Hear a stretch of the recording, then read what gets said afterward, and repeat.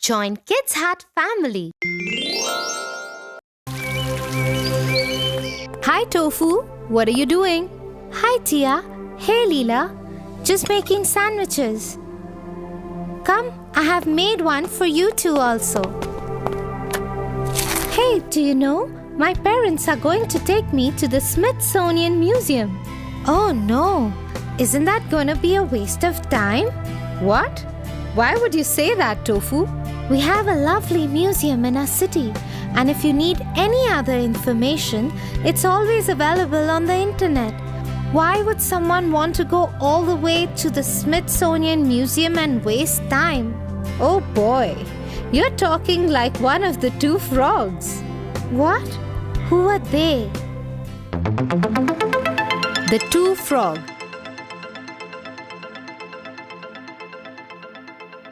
Once upon a time, two frogs who were very good friends lived in a village. One day, they decided to go to the big city. We've never been to the big city. Should we go there? Have a look? It's 10 miles away. But yes, let's go. And so the two friends set on their way to the city. They walk on for hours, but there were no signs of the city. Do you think we are closer to the city now? Well, I don't know, but I am certainly very tired. Why don't you climb on my back and see if you can spot the city line? Okay. The frog climbed up on his friend's back and looked for the city line. But he did not realize that he had climbed up looking the other way. He was facing the village and not the city. He climbed down and reported to his friend what he saw. I can see it! I can see it! Yes, I can see the city line. Really? What does it look like? It looks exactly like a village. Really? Are you sure of that? Yes. It looks like it is a few hours away. Well, if the city looks exactly like a village, then I don't see any point in going all the way to visit. Yes, I agree. Let's turn back and go home. Disappointed that the city looks exactly like the village, the two friends turned back and went home. There, they told all the other frogs what they'd seen, and everybody decided that the village was the best and the city had nothing new or different to offer. Well, I've changed my mind.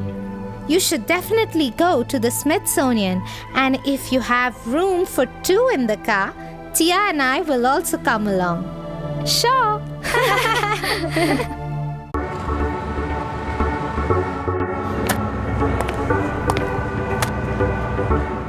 Tofu, make sure that everybody who goes through this gate gets a Rubik's Cube from Mr. Fuller's toy shop. Yes, Tia, I think it's a nice gesture from him.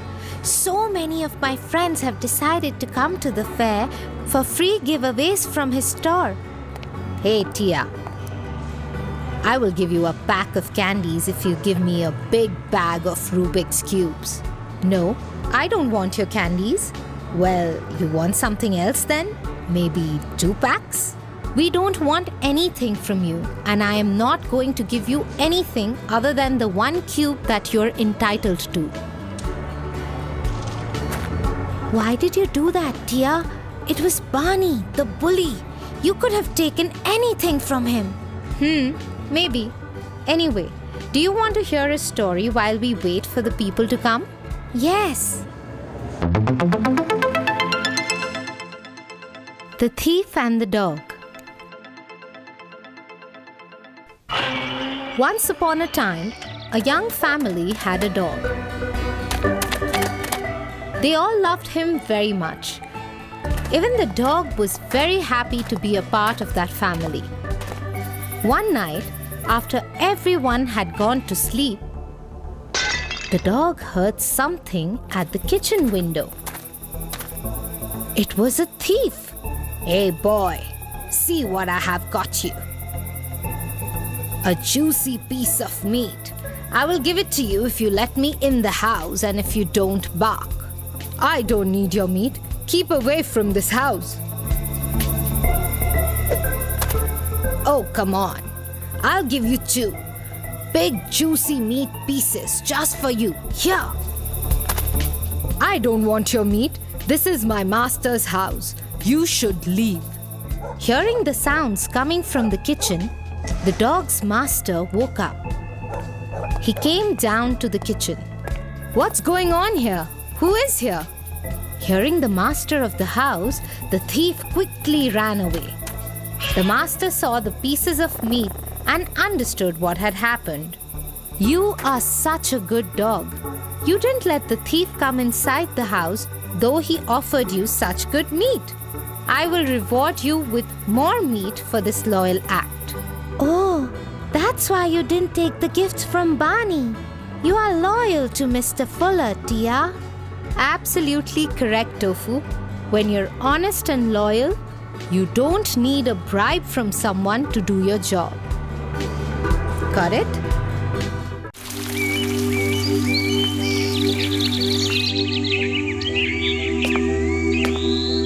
Hey, Tofu. Hi, Tia. What's the matter? Are you all right? No, I'm not.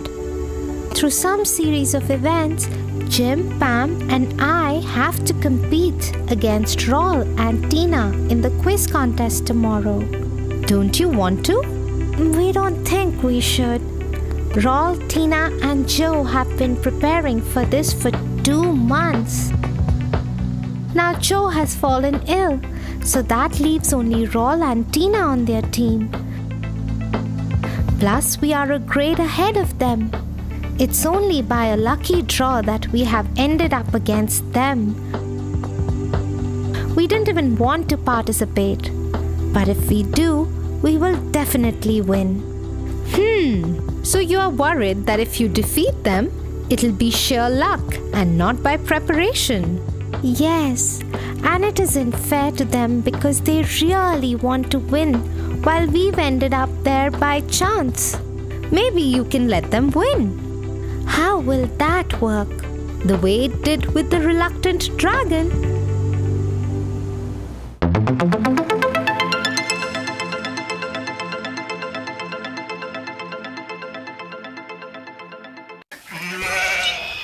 Once upon a time, a shepherd saw a strange creature while herding his sheep. Afraid of the creature, he ran home and told his wife and son about it. You will not believe what I saw today. A huge creature with wings, the size of 4 horses, with long sharp claws and a long tail. It has scales all over it. It's a dragon! It's a dragon! I'm sure it is. The excited little boy ran out in the fields to find this creature that his father just spoke about. And sure enough, it was a ferocious dragon. Hello, how are you? Hello, boy. What are you doing here? I thought there were no more dragons left in the world. You are partially right. There aren't many of us left. The dragon told the boy stories of dragon hunters and many fierce dragons who had bravely fought them but had ultimately lost the battle. Fascinated by the majestic dragon and his stories, the boy kept returning to him every day. And they became good friends. One day, when the boy was in the village, he overheard some villagers talking. St. George the Dragon Slayer is coming. He will slay the dragon who is living in our village. Afraid for the dragon's life, the boy ran to him and told him everything he had heard. Ah, St. George is a courageous dragon slayer. He has killed many dragons. Then you must fight him. No, I will not. He will kill you if you don't fight him. I am sure you will find a way before it comes to that. Saying so, the dragon went into his cave and slept. The boy ran to the village to find that St. George had already arrived, and the villagers were talking to him. He's a mean dragon. He ate all our cattle. Yes, and he burnt out huts down too. They are lying. He's a very good and a kind dragon. He's my friend. Hearing this strange protest, St. George took the boy aside and asked him what he meant. Is it true what you just said? Yes, he would never harm anyone. He's my friend, and I know him very well. He even refuses to fight you. You must not fight him either. That is not possible, boy. The villagers want to see a fight, and we must give them one. Take me to your dragon. The boy took St. George to the dragon's cave. But the dragon still refused to fight. We can pretend to fight. I will not harm you, and you will not harm me. When I throw the spear, you pretend that it hits you. Pretend to get hurt. I can do that. But you must promise a feast after that. The next morning, the villagers gathered in the open field to see the fight they had been waiting for. And what a fight it was! St. George lured the dragon into a trap and threw his spear at him as he tried to escape it. The dragon fell on the ground with a huge thud and couldn't get up again. Kill! Kill! Cut off his head! Cut off his head! I think he has learned his lesson and he will not bother anyone again. We can spare his life. The villagers rejoiced hearing St. George's decision. Later, as promised, there was a large feast laid out. Everybody was happy. The boy was happy that the dragon was safe. The villagers were happy that they got to see a fight. St. George was also happy that he won the fight, and the dragon was happy that the villagers were no longer afraid of him. And he had made so many new friends.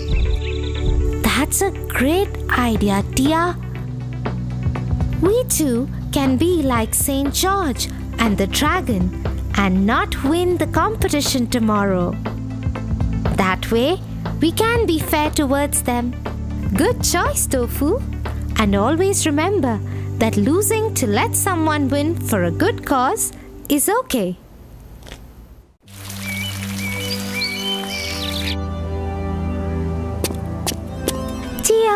Tia, I'll call you back.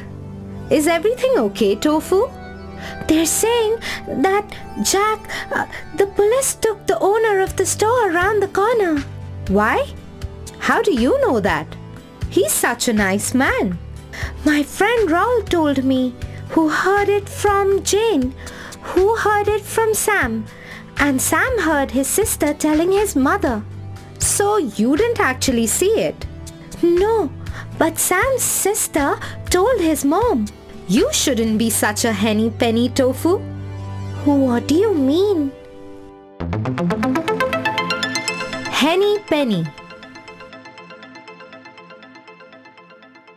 A hen called Henny Penny lived in a peaceful farmhouse. One day, she was roaming in the yard when a few small pebbles fell all around her. One tiny one even hit her. The sky is falling! The sky is falling! I must tell the king of animals, the lion, about it. Panicked, she dashed out of the farmhouse and towards the jungle. As she was running, she came across Ducky Lucky the duck. Where are you going? The sky is falling. I'm going to tell the lion. As soon as the Ducky Lucky heard it, she started running with Henny Penny. They then came upon the goose. Goosey Loosey. Goosey Loosey, the sky is falling. We are going to tell the lion about it. I will come too. Together, the three of them started running. They came upon the turkey lurkey. Hey, where are you all going in a hurry? The sky is falling. We are going to the lion to tell him about it. Goosey Loosey joined the others and they kept running till they saw Foxy Loxy. The fox stopped them. "Stop! Where are all of you going?" We're going to see the lion. We have to tell him that the sky is falling. "Really? We must tell him immediately. I know a shortcut. Follow me. I'll take you there." Thank you. Please lead us. We will follow you. The fox quickly took them through the jungle and brought them to a cave. "The lion lives in the cave there. We all should go in there and tell him about the sky falling. Follow me and I will give you all a good introduction." Thank you, Foxy Loxy. Come on, everybody. Let's go in. Just follow Foxy Loxy. Henny Penny stood at the mouth of the cave and ushered everyone in. What they didn't know was that Foxy Loxy had tricked them. It wasn't the lion's cave. It was his family's home. His wife and children were waiting inside, hungry. Henny Penny was the last one to go into the cave. As she did, she saw all the animals being attacked by the fox's family. Scared, she ran out of the cave and back to the safety of the farmhouse where she forever stayed.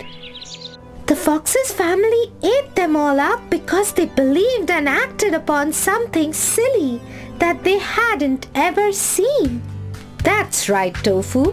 Before you spread unbelievable news, you should try to determine the truth. Yes, Tia. Now I understand. I'm really sorry. Children, this is Hope. She's joining your class. In the middle of the year? Yes. Now please move a bit so she may sit in the empty place next to you.